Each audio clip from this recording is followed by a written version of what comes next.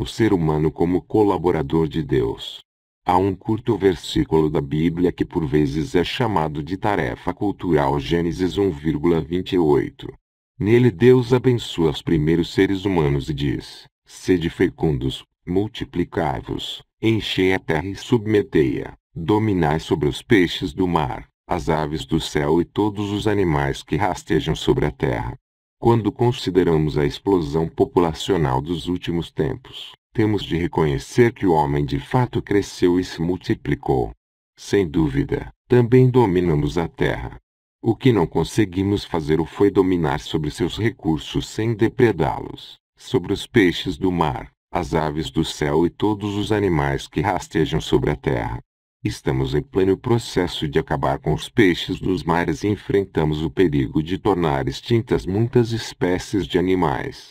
As culturas ocidentais devem assumir boa parte da responsabilidade pelo sério impacto causado na natureza nos últimos séculos. Temos de perceber que não cuidamos da criação com carinho, como deveríamos ter feito. O problema da poluição é hoje tão grande que precisamos fazer uso de recursos consideráveis para tentar solucioná-lo, e, assim, não sermos envenenados pelo ar que respiramos e pelos produtos da terra e do ar. Também falhamos em dividir e alocar os benefícios materiais internacionalmente. Nisso o fardo principal cabe à Europa. A distribuição desigual dos recursos globais não só rompe nossa responsabilidade administrativa, como vai contra a prescrição cristã da caridade. O homem foi criado para ser o ajudante de Deus, mas depois de se recusar a trabalhar com ele, tornou-se adversário e inimigo de Deus e de seu plano para a raça humana. A humanidade, boa ou má? Pois não há diferença, sendo que todos pecaram e todos estão privados da glória de Deus. Romanos 3,22-23. Já vimos que o homem foi criado à imagem de Deus. Ele foi equipado pelo Criador para poder viver como Deus desejava, mas existe algo que se opõe ao controle do mundo por Deus e a seu plano para a vida terrena. No cristianismo, esse algo é chamado de pecado. Qual é a essência do pecado? O Novo Testamento usa a palavra grega hamartia para pecado. Esse substantivo deriva de um verbo que pode significar perder alguma coisa, tomar o caminho errado ou, figurativamente, trapacear com o nosso próprio destino. Podemos, portanto, dizer que o pecado designa aquilo que rompe com a intenção de Deus para a vida humana. Essa palavra tem um sentido muito mais amplo do que fazer algo errado. O pecado é sobretudo um conceito religioso. Ser pecador não significa automaticamente levar uma vida imoral, pode-se muito bem ser uma pessoa decente. Mas mesmo que o indivíduo não seja um canalha em termos humanos, do ponto de vista de Deus ele é um pecador. Uma explicação sobre o pecado deve começar pela vontade do Criador. Esta afirma que o homem deve estar com Deus, Senhor da vida, e moldar sua existência de acordo com os objetivos de Deus. O pecado é, portanto, o desejo humano da autossuficiência, seu desejo de conseguir viver sem Deus. Romper essa comunhão com Deus leva àquilo que a Bíblia chama de quebrar a lei, quebrar a santidade, de iniquidade e apostasia. Podemos dizer que o pecado é aquilo que separa o homem de Deus. Se Deus é amor, o pecado é a falta de benevolência. Quer se dirija a Deus, quer a nossos próximos, os seres humanos, o pecado é aquilo que leva ao egoísmo e ao egocentrismo. Martinho Lutero definiu sucintamente com a expressão latina incurvatus in si, ou seja, encurvado em si mesmo. O pecado, porém, não implica apenas as quebras individuais da lei de Deus, ou da ética cristã. É pior que isso. O pecado é mais profundo. Ele fica no coração, ou na vontade maligna do homem. É essa tendência da vontade, ou toda essa condição, que engendra aquilo que podemos chamar de pecado real. Assim, do ponto de vista teológico é importante distinguir entre pecado e pecados. O pecado é tanto um estado como uma atividade. O problema de muitas pessoas é que elas não têm senso de culpa ou pecado. Talvez acreditem que são razoavelmente morais, ou pelo menos tão morais quanto seus vizinhos. Foi este o caso do jovem rico narrado no Evangelho de São Mateus, 19,16 a 26. Aí alguém se aproximou dele e disse: Mestre, que farei de bom para ter a vida eterna? Respondeu: Por que me perguntas sobre o que é bom? O bom é um só.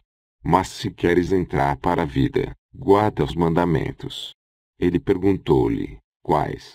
Jesus respondeu: Estes: não matarás, não adulterarás, não roubarás, não levantarás falso testemunho, honra pai e mãe, e amarás o teu próximo como a ti mesmo.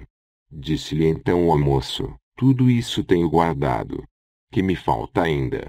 Jesus lhe respondeu: Se queres ser perfeito, vai, vende os teus bens e dá aos pobres, e terás um tesouro nos céus.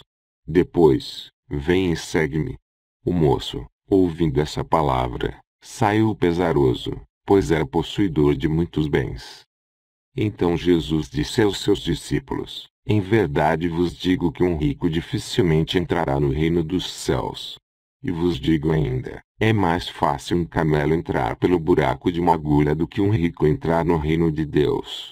Ao ouvirem isso, os discípulos ficaram muito espantados e disseram: Quem poderá então salvar-se?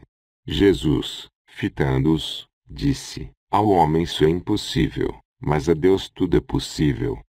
Esse homem era moralmente correto em todos os aspectos, e o Evangelho de São Marcos diz que Jesus o amou.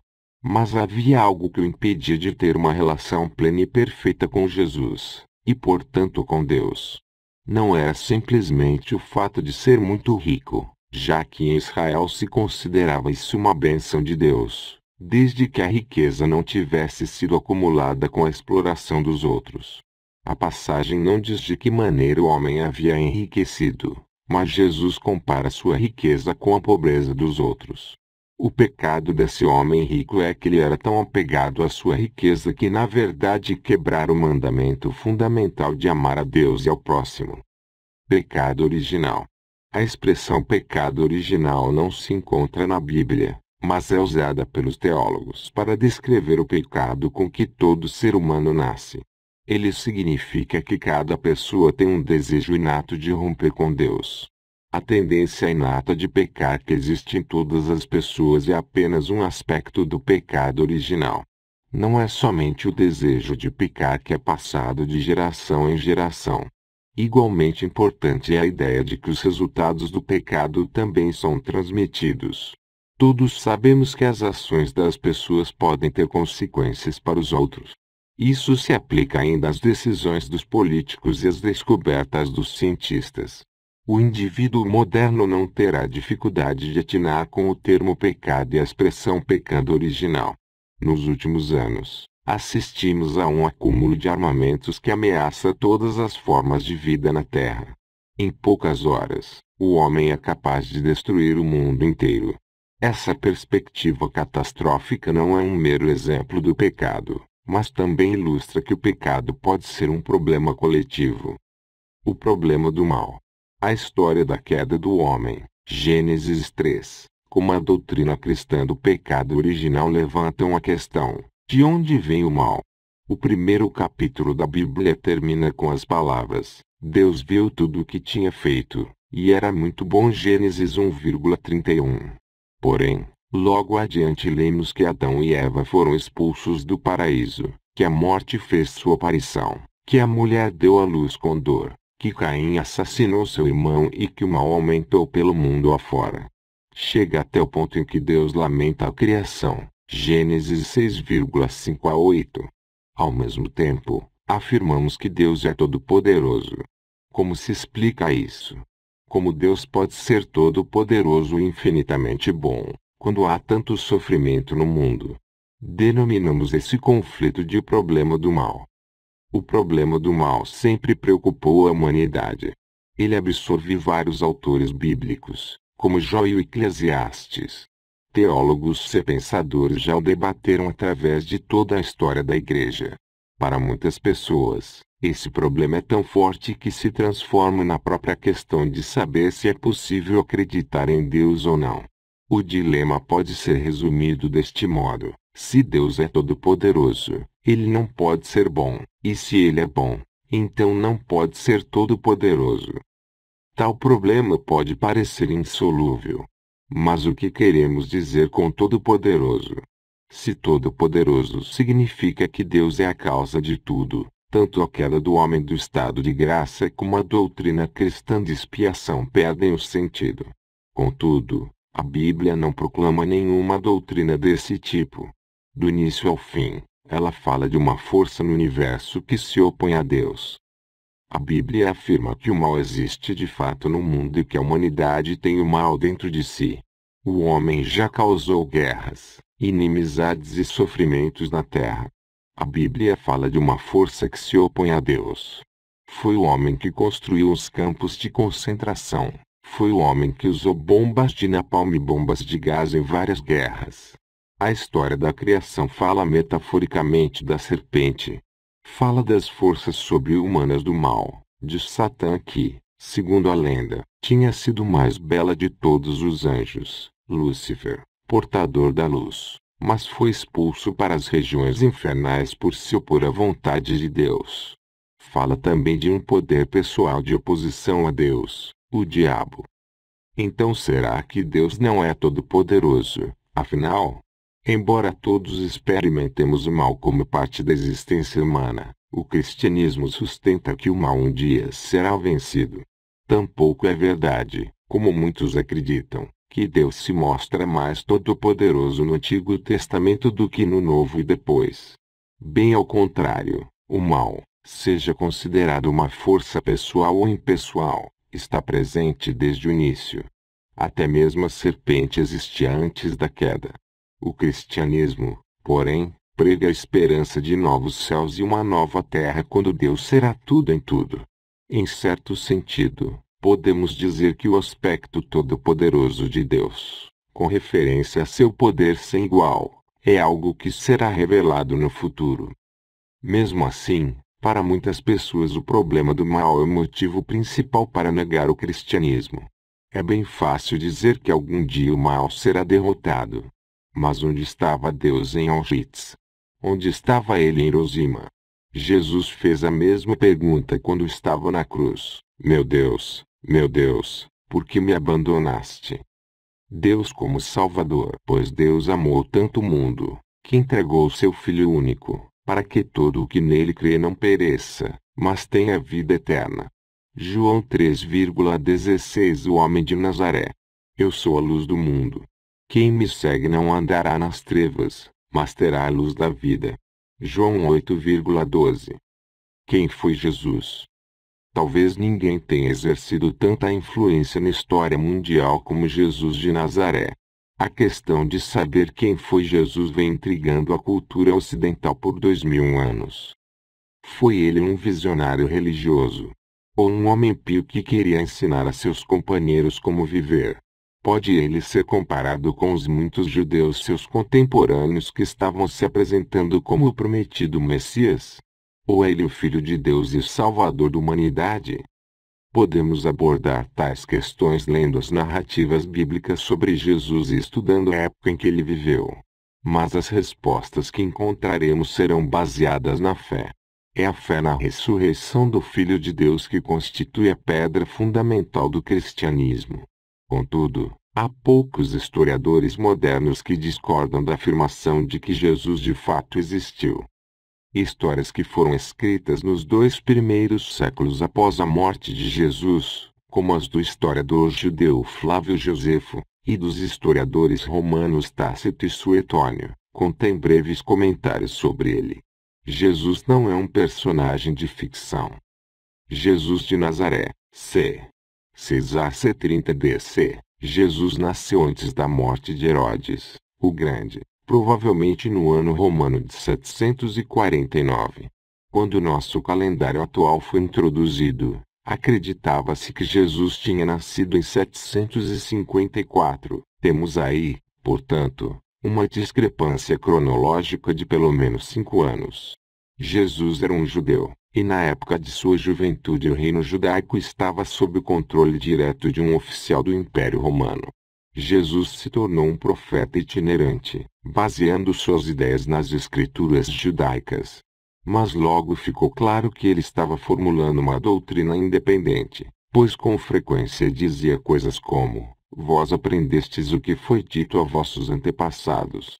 Eu, porém, vos digo.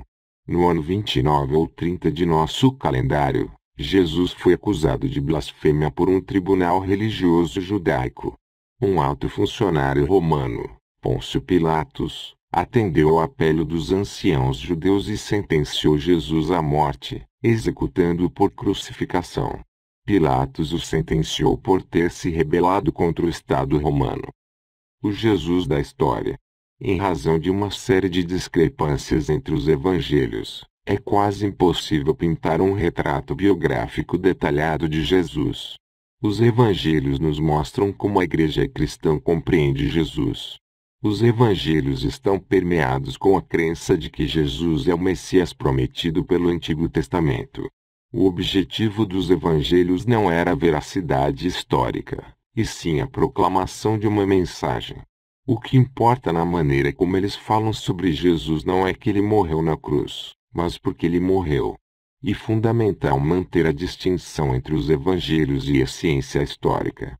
Os historiadores, empregando métodos científicos, podem dizer que Jesus foi provavelmente um homem que insistia em ser investido de autoridade divina, e que mais tarde houve um grupo de pessoas que acreditaram que ele ressuscitou. Os evangelhos e a igreja, por sua vez, proclamam que Jesus de fato tinha autoridade divina e que de fato ressuscitou. Ninguém pode justificar a fé cristã ou qualquer que seja por meios científicos, nem refutá-la com base nesses métodos. O Messias, Filho do Homem, Filho de Deus. E o Verbo se fez carne. João 1,14. O Novo Testamento é pródigo em títulos para Jesus. Títulos que se originam no judaísmo e na história de Israel, mas encontram um novo significado no cristianismo. O Messias. Palavra Messias significa, na verdade, o ungido, uma referência à maneira como o rei de Israel era ungido com óleos ao subir ao trono. Portanto, essa palavra inicialmente era um título majestático. Depois da época dos reis Davi e Salomão, Israel entrou em declínio, mas os judeus continuaram a acreditar e a ter esperança de que algum dia haveria de chegar um novo Messias, um novo rei da linhagem de Davi. A tradução grega da palavra Messias é Christos. Assim, originalmente o nome Jesus Cristo é um reconhecimento de que Jesus é o prometido Messias. Embora, segundo os evangelhos, em várias ocasiões Jesus tenha admitido ser o Messias, há provas de que ele não usava esse título para falar de si mesmo. Ainda que possa ter aparecido como Messias para seus discípulos, é muito pouco provável que tivesse se referido a si mesmo dessa maneira em público, de certo porque não queria ser visto como o libertador político de seu país. O Filho do Homem. O título usado com mais frequência por Jesus era Filho do Homem. Esse título também é tomado do Antigo Testamento, onde se referia ao Salvador que os judeus esperavam que fosse enviado por Deus. Em oposição à coloração nacionalista e política do Messias, o Filho do Homem era uma figura celestial que haveria de chegar envolto em nuvens do céu para salvar os justos. O fato de que Jesus chamasse a si mesmo de Filho do Homem indica que ele se considerava um ser divino.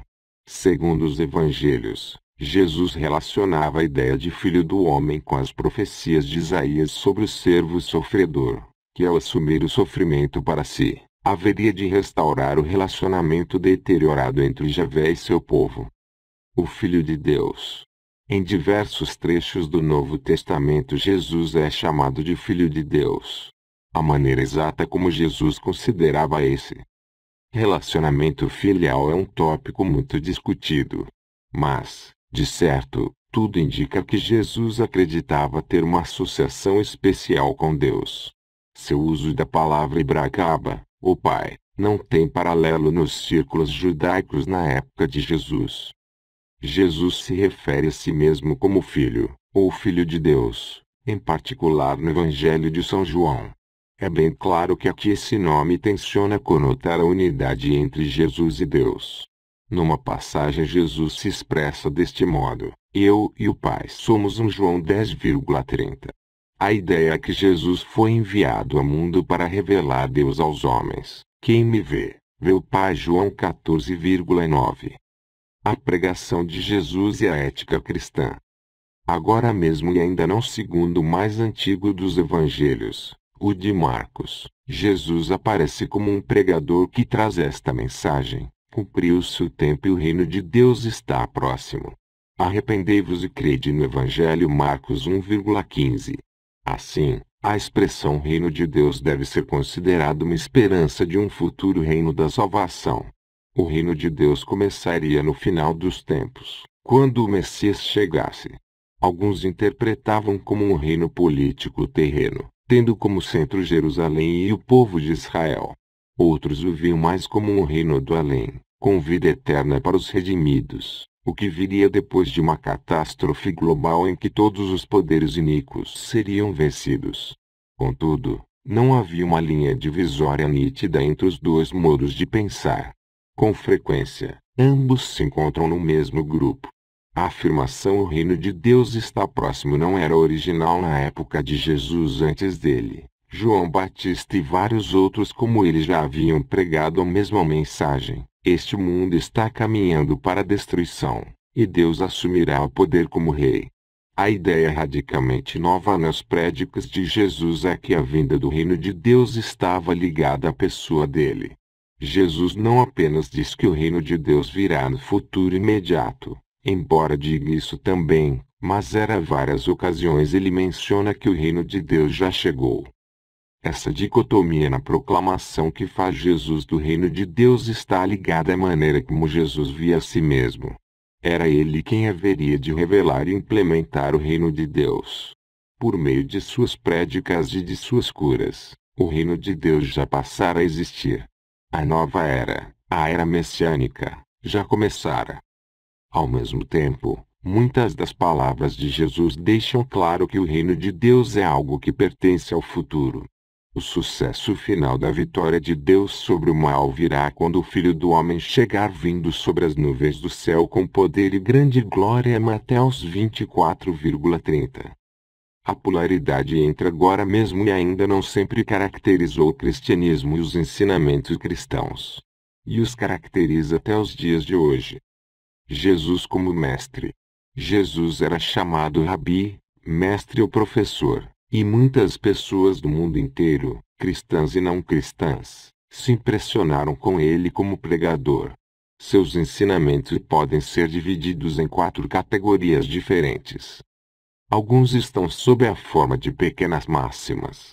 Muitas destas são paradoxos, isto é, afirmações em aparente contradição, como: pois aquele que quiser salvar a sua vida, vai perdê-la, mas o que perder a sua vida por causa de mim, vai encontrá-la. Mateus 16,25.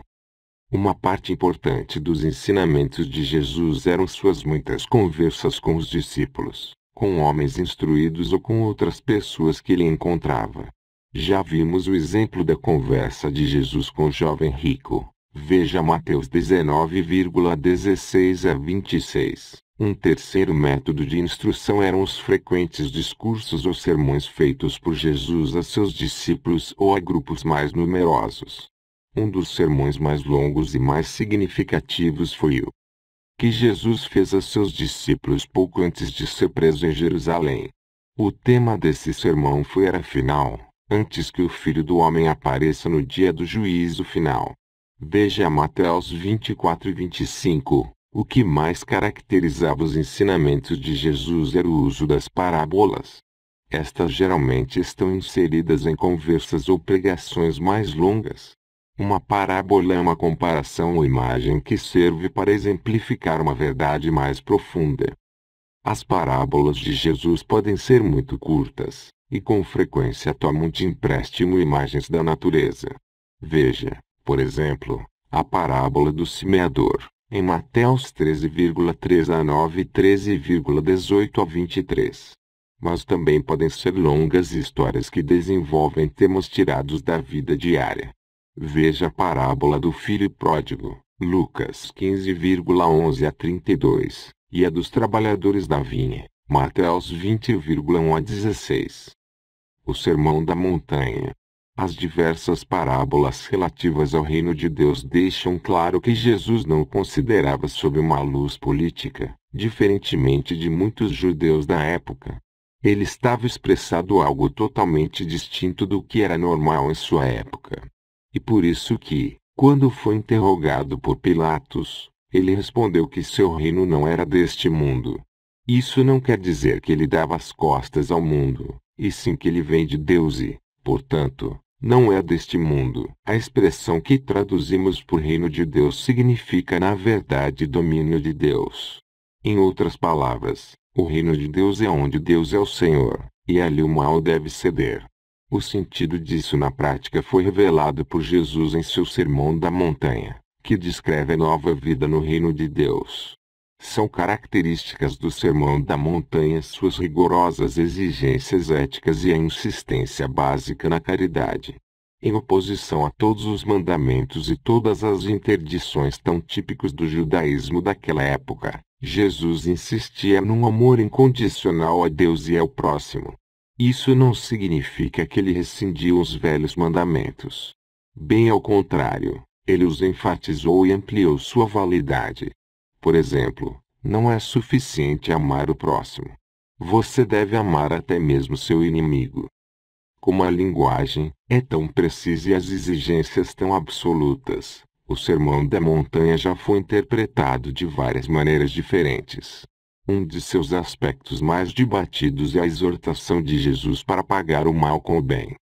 Ouvistes que foi dito, olho por olho e dente por dente. Eu, porém, vos digo, não resistais ao homem mau. Antes, aquele que te fere na face direita oferece-lhe também a esquerda, e aquele que pleitear contigo para tomar-te a túnica, deixa-lhe também a veste. E se alguém te obriga a andar 1 milha, caminha com ela 2. Dá o que te pede e não voltes as costas ao que te pede emprestado. Mateus 5,38 a 42. Muitos acharam difícil engolir essas e outras palavras do Sermão da Montanha. Será que na vida prática é possível seguir as exigências éticas do Sermão da Montanha? E se não for, como devemos interpretá-lo? Interpretações do Sermão da Montanha. Desde os primeiros dias da Igreja, muitos acreditaram que o Sermão da Montanha devia ser tomado literalmente. Numa dissertação teológica, Albert Schweitzer afirma que os primeiros cristãos esperavam que Jesus voltaria muito em breve. Para eles, o Sermão da Montanha funcionava como uma ética provisória enquanto aguardavam. Mas, com o passar do tempo, a noção da volta de Jesus se alterou, e isso levou a outras interpretações da ética do sermão. Mesmo assim, nos tempos modernos muitos tomaram ao pé da letra as exigências do Sermão da Montanha. Um deles foi o escritor russo Leon Tolstói, 1828 a 1910. A Igreja Católica Romana já declarou que o Sermão da Montanha se dirige sobretudo àqueles que têm uma vocação, os religiosos, padres, monges, frades e freiras em particular em suas exigências de celibato e pobreza pessoal. A interpretação luterana em geral tem sido que os mandamentos do Sermão da Montanha são exigências ideais, as quais é impossível seguir neste mundo. Porém, quando os homens veem que não conseguem cumpri-las, compreendem como são incomparavelmente limitados em relação a Deus. Eles são seres pecadores que precisam do perdão e da ajuda de Deus para poder viver. Mais recentemente, teólogos luteranos ressaltaram que o Sermão da Montanha é uma parte da revelação de Jesus sobre a vinda do reino de Deus. A ética do sermão, portanto, é algo que o homem pode lutar para alcançar em sua vida pessoal e comunitária. No entanto, a realização final desses ideais só virá com o advento do reino de Deus. A teologia protestante desenvolveu outro conceito, baseado na ideia de que o mais importante é ter boa vontade, ser bem intencionado nas ações. Essa interpretação já sofreu pesadas críticas, pois reduz a moral a algo puramente interior. Uma quinta maneira de interpretar é que Jesus queria censurar os fariseus do seu próprio tempo e o farisaísmo de todas as épocas. Isso inclui a autoindulgência e a arrogância ocidental dos tempos modernos. O mandamento principal. Um pequeno versículo do Sermão da Montanha se tornou muito conhecido e é chamado de regra de ouro. Tudo aquilo, portanto, que quereis que os homens vos façam, fazei-o vós a eles, pois esta é a lei e os profetas. Mateus 7,12. Em todas as pregações de Jesus, a caridade é proclamada como mandamento-chave. Amarás o teu próximo como a ti mesmo. Mateus 22,39. Repetidas vezes se enfatiza que a caridade não deve ser expressa apenas àqueles de quem se gosta, às pessoas da própria comunidade, ou àqueles que se encontram dificuldades sem ter culpa por isso. Todas as pessoas devem receber amor, mesmo as que, segundo a opinião comum, merecem a dureza de seu destino. Como já foi mencionado, Jesus chega a dizer que devemos amar nossos inimigos.